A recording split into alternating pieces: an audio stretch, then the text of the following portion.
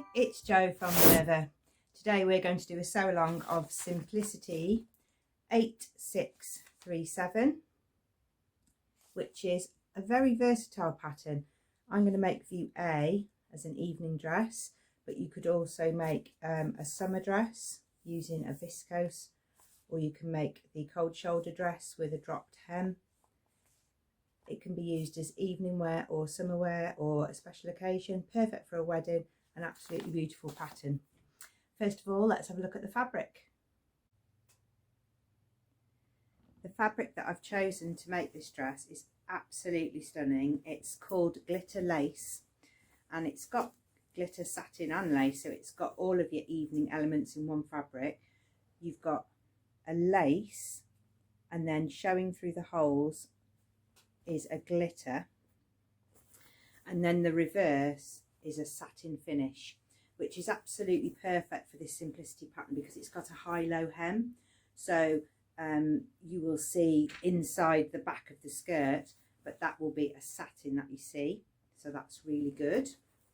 You can use it on the flounce because although it's heavy and it's quite thick, it's got a really good drape to it, so then you'll get the frills along the front skirt will move, and then you'll catch that glitter effect. The dress has got a wrap tie, so you can use the reverse of the fabric to make the wrap tie, and that will coordinate then perfectly with the right side. You can't see, it's not like you can see stitch lines where the lace is attached. It's invisible on the back. It's got a texture because the lace is on the other side, but just look at it. The sun's coming through today through the window. You'll get to see all of the glitter.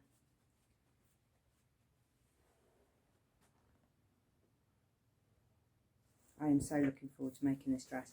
So I'm going to cut it and prepare it all so that I can show you how to put the pattern together.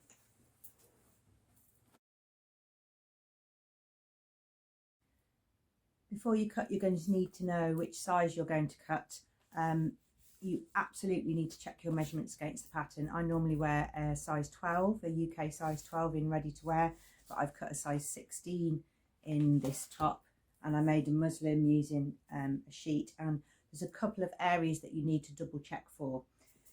So on the pattern there is a centre line, and that's the line that means that when you wrap your dress, the dress will wrap over down the centre and cover this part of your chest. Otherwise, if that's not in the right place, you will get a funny pull here where you're not quite making it across.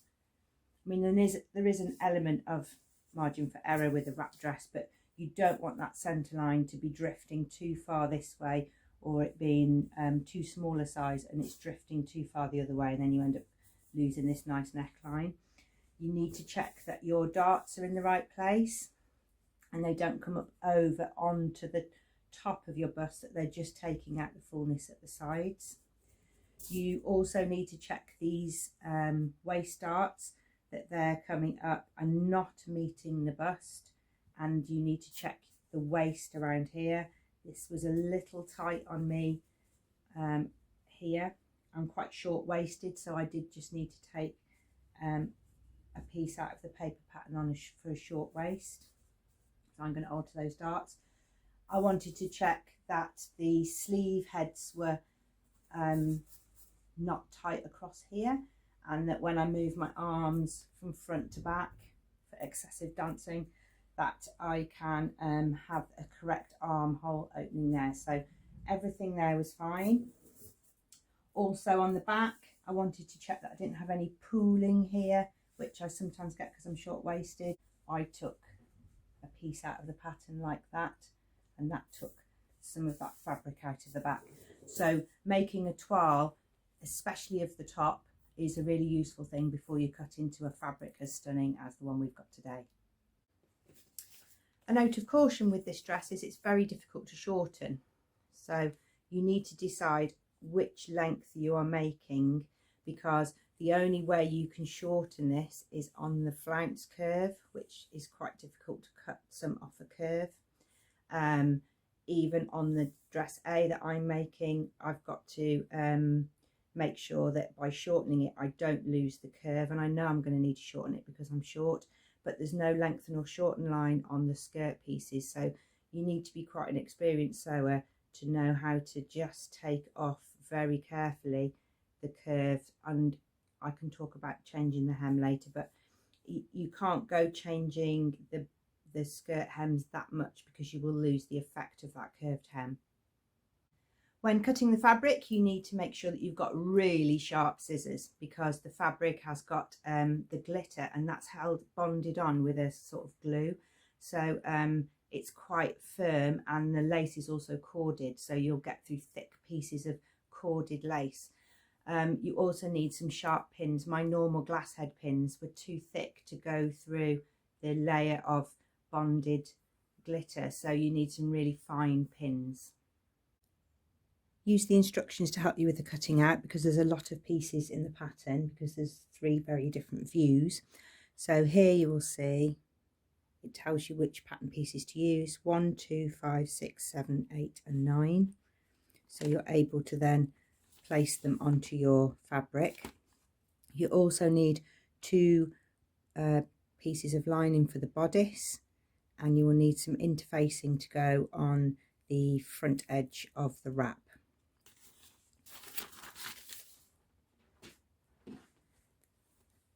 You need belt straps, front and back pieces of bodice, front and back pieces of lining, a back skirt and 2 front skirts, the interfacing sections and the sleeve.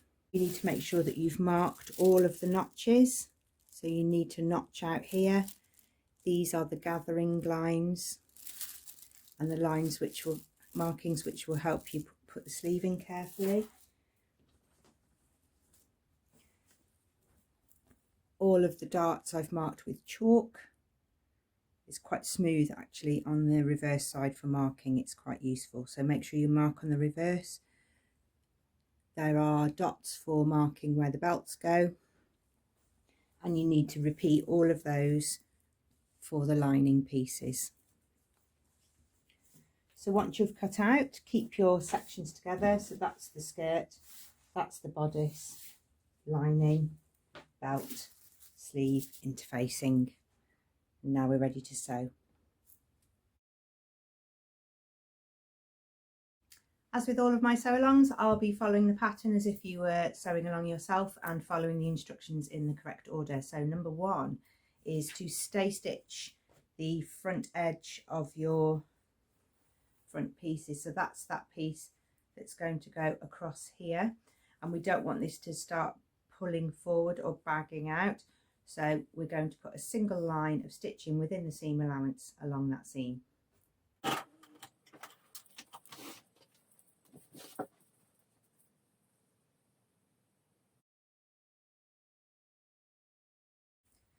Next step is to make the darts, and obviously I've made a muslin, so I definitely know these darts are in the right place, but you need to make sure that you start your dart from the wide end and run out to the tip, and you can go forwards and backwards at the start, but don't go forwards and backwards at the end of the dart, the narrowest end, because you'll get like a little knobbly bubble there. So what you're going to do is forward and back there, sew along the line, and as you get to the end, gradually take your needle off, and then you can do what's called an air stitch. So you can just do 1 stitch off the machine, and then you can tie that end with a knot, and it'll have just a little bit of give in the end, so that when you iron it, you will hardly see the tip end of the dart, or not at all if you're really good at it. I'm trying to get that smooth dart finish on the front, so I am only pressing this fabric from the reverse, and I've used a ham so that I can get that gentle curve, and I'm using a press cloth on the reverse.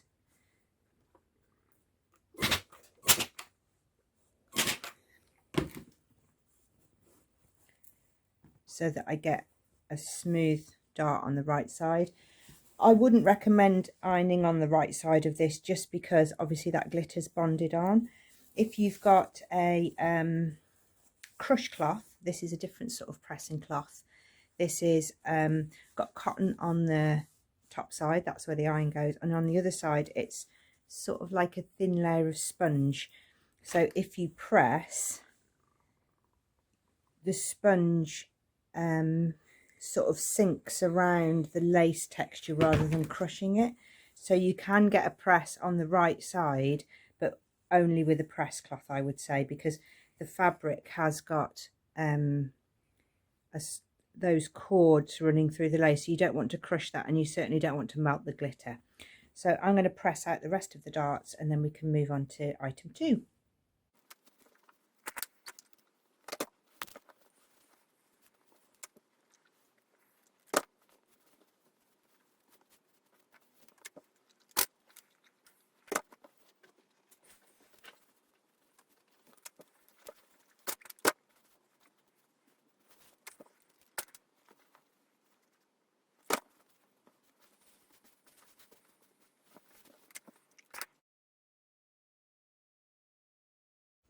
Item 2 are the belts. So I'm going to use the wrong side of my fabric as the right side. So I am going to have the lace on the outside. I'm going to sew it. I'm going to leave the end with the dot markings on for showing where to put the straps on the bodice. I'm going to sew this, turn it out, and then press it. The belts are on a 1 centimetre seam allowance, and then I'm going to turn them out. I'm going to put my prim turning tube into the belt. It's nice and shiny inside, so it's easy to do. And then you use the stick to push the fabric through the slidey tube, and then the tube comes out the end.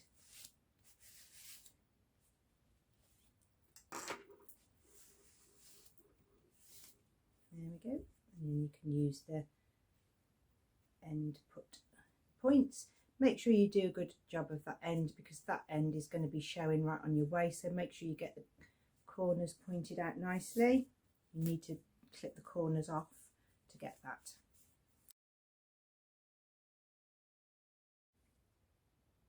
And the rest of stage 3 is to put the right strap, which is the longest one, matching with the dots on the right side, and the left strap, which is slightly smaller, matching the dots on the left side. And then you're going to baste those in place. I've just used clips because, like I say, it's harder to get the pin through this glitter fabric, and with the 2 layers there, I've been finding that clips are a little bit easier to hold the layers together. Okay, number 4 is to attach the shoulder seam. So put the front and the back together, and the side seams. But there's a little thing to think about when you're doing the side seams, which is you're going to sew the side seam, and then you're going to leave this gap open, because that is where the strap will come round your back and through the gap. So you need to do a bit of a reinforcing stitch here and a little bit of a reinforcing stitch here, and you know it's the right side because it's the one with the longest strap on it. So the side with the longest strap, you need to leave a gap here for putting the strap through. So we're going to sew the shoulder seams and the side seams. Stage 5 is to apply interfacing to the front sections and around the back neck. So you need to make sure that you've got 2 ends to the interfacing. One is straight and one is angled, and that you get that nice and neat on that end, because you don't want that to be bulky on your waist, and just keep the ties flat and out of the way so that you don't put a kink or a press in those.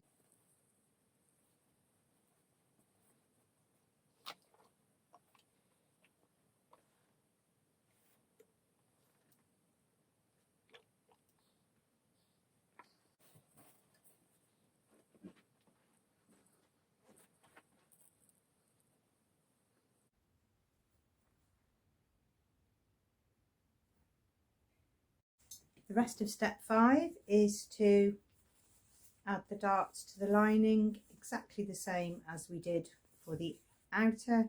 Press all of those out and then join them at the shoulder seams.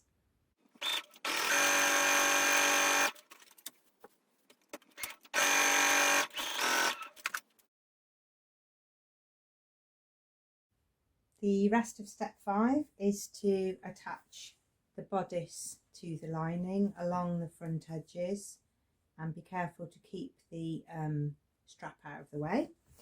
So you'll have it pinned all the way around here. You have notches to match on there. You need to match the shoulder seams and ease in any of the slack along that front facing. So we're going to sew all the way around there, and then it's time to work on the sleeves.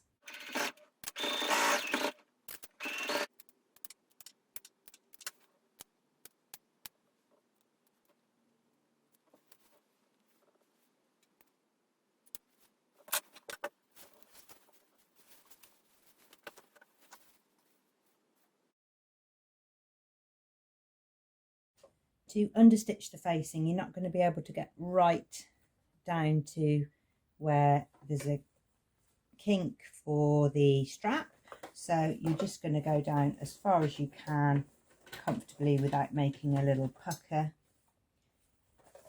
Make sure you have your stitching on the lining side, and then we're going to do a really close understitch so that the seam allowance is sewn to the lining.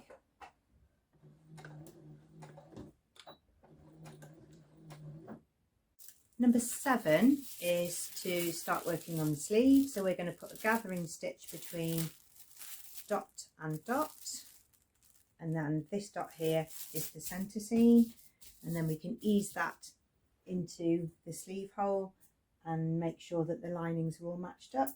We should have a top so far. We've got the ties, the bust darts, and now we're going to add the sleeves.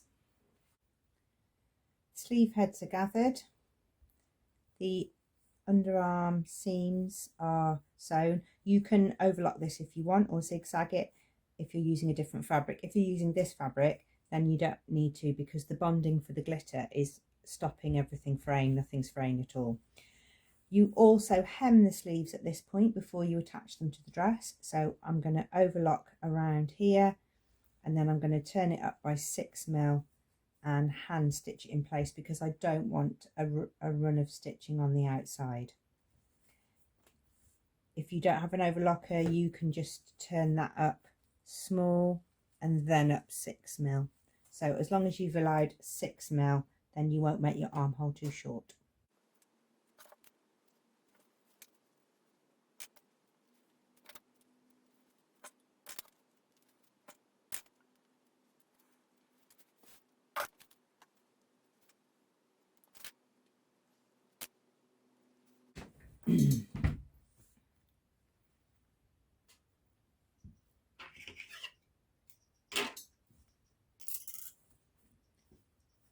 A hand stitch does only really take 5 minutes,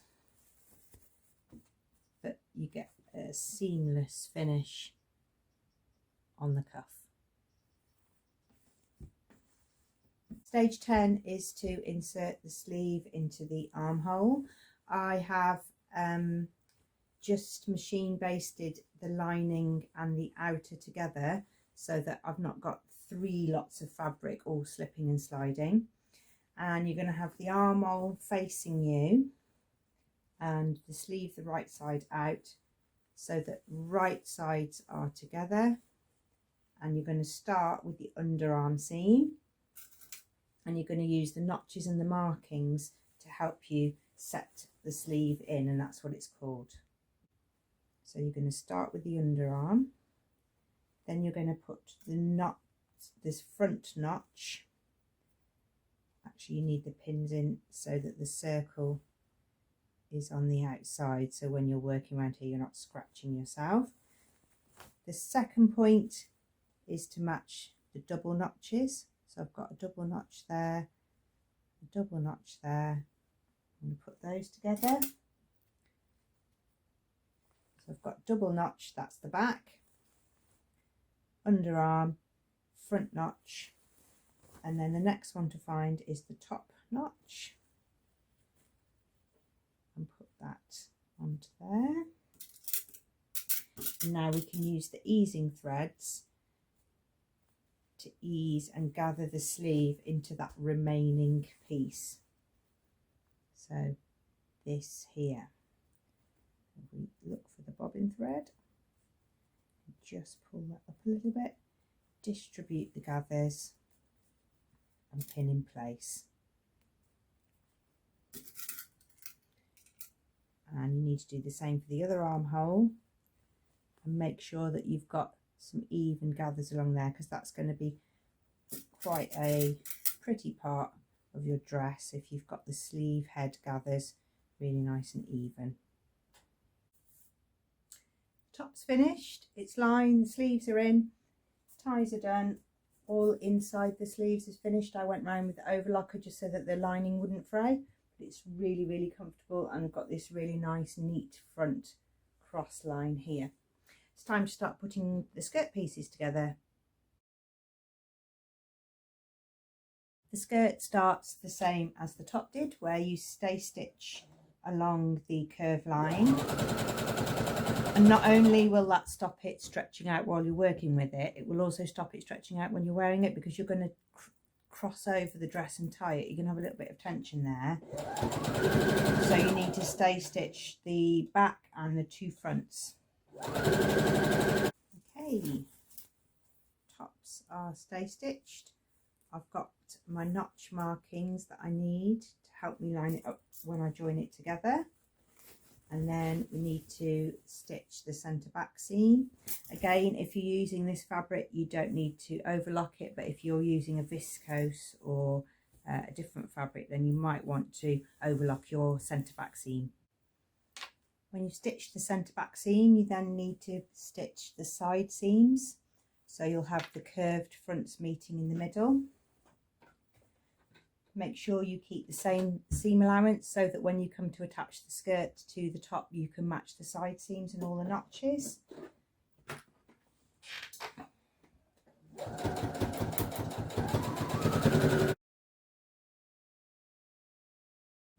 Before you attach the bodice to the skirt pieces, it asks you to hem your skirt, and it's using a narrow hem technique. So you would turn down once and sew, and then turn over again and sew on a second pass. Now, in any other material, that's absolutely what I would do, but because of the cording in here, it's quite lumpy.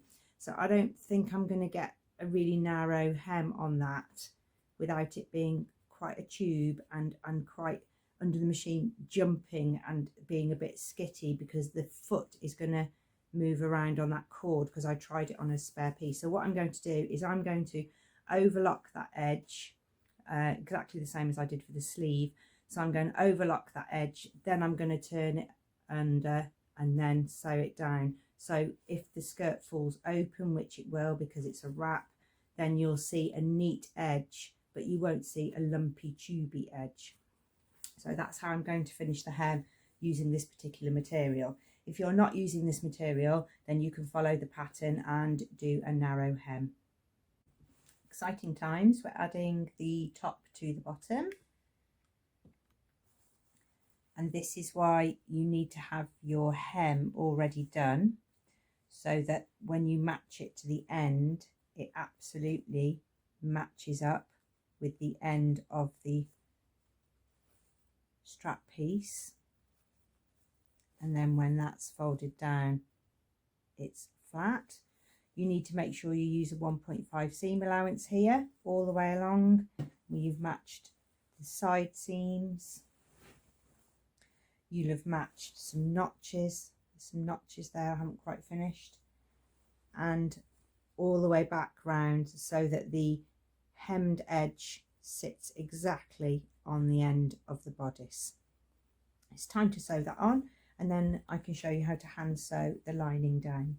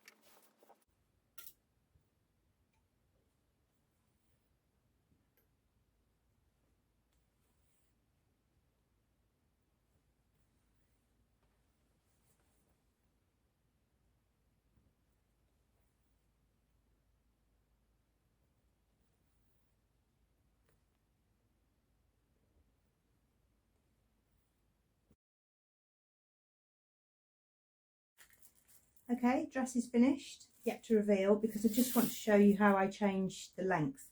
So view A was way too long for me, but there isn't a lengthen or shorten line on the pattern piece. So I traced off the curve from the bottom of view A, and then I cut out that curve on a piece of tracing paper, and then I took some off here, and then I re-rounded out the curve. So I used the original curve so that it remained the same shape, and you can see these little black marks here, here, here, here.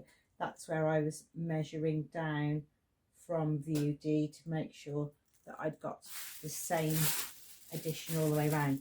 Now, if you change the length like that, you can't put the flounce on now, because the arcs in the flounce won't fit the circumference of that curve. So if you shorten it like I have, that's it, that's a shorter skirt. If you want to add the flounces, you need to keep to the lengths that are stated so that the flounce pieces will fit that curve. So I'm going to keep that piece because it's a good length for me. I've kept the piece I've taken off the bottom in case I need to make it for someone else. But if I make the flounce skirt version, which I'm going to for summer, I will be using the cut view D line. I'm not trying to make an evening dress then, am I? I just would like to add the flounce, because if I added the flounce to this skirt to shorten it, I would have literally taken off the flounce and I'd only had that much left over. So I chose view A, I shortened it, I traced the curve, I moved the curve up onto the paper and then retraced it. So that's what to do if you do need to change the length. So let's have a look at the dress.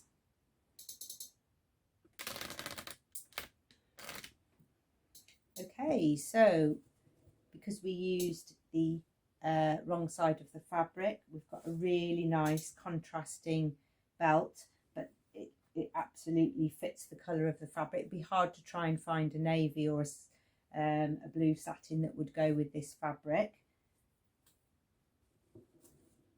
The shorter tail goes through that hole that we sewed, and then I have this curve that runs along the front, and that is a midi length. You can see the hem is flat. I think I did try and it was just too lumpy with the extra layers and texture in this fabric. So one overlock and one turn has made a really, really neat dress.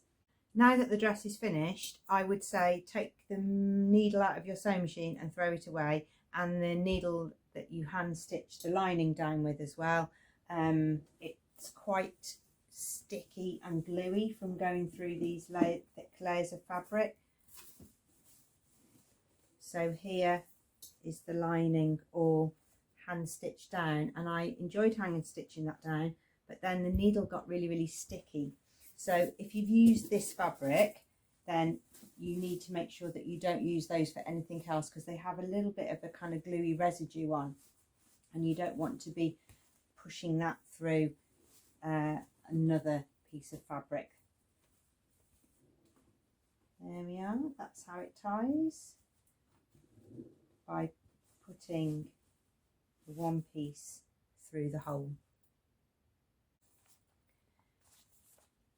Here are the other views on the pattern. There's the cold shoulder and a flounce with a full sleeve with an elastic cuff, which is a bit more of a boho style. They're all really beautiful dresses and all from one pattern, and that's really good value, I think. Thanks for watching the sew along. All of the fabric and tools and all of the notions are listed below. If you hover over one, it will put it in your basket, and then you can delete as necessary or swap fabrics in and out. The kit isn't fixed, you can change things.